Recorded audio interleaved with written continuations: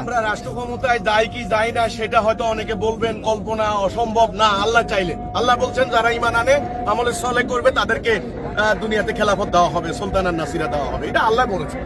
কাজেই আল্লাহর ইচ্ছা থাকলে হবে। কিন্তু আমরা বলেছি আমাদের প্রস্তাবিত রাষ্ট্র ব্যবস্থায় যদি আল্লাহর দেওয়ার দিন কায়েম হয় তাহলে আমরা যারা বিদেশে যাবে তাদের কোনো পয়সা খরচ হবে না।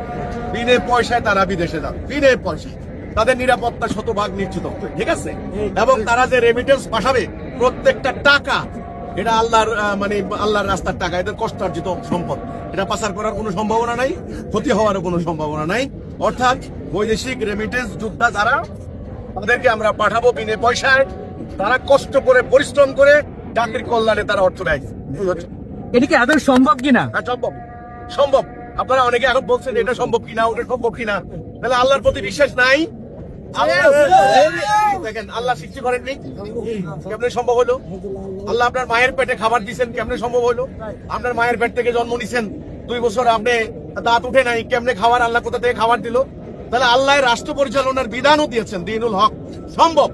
এখন আপনাদের ঈমান, বিশ্বাস, আপনাদের আন্তরিকতা গণতন্ত্রের প্রতি, আপনারা তো ঈমান আনছেন গণতন্ত্রের প্রতি, আপনাদের ঈমান নেই। এটা সম্ভব। আল্লাহর দিন কায়েম করলেই শান্তি আসবে। আজ থেকে 1500 বছর আগে নবী করিম সাল্লাল্লাহু আলাইহি সাল্লাম প্রমাণ দিয়েছে। এটা কোনো ইউটোপিয়া নয়, কোনো গল্প নয়, কোনো কল্পনা নয়, এটা বাস্তব, শতভাগ সত্য।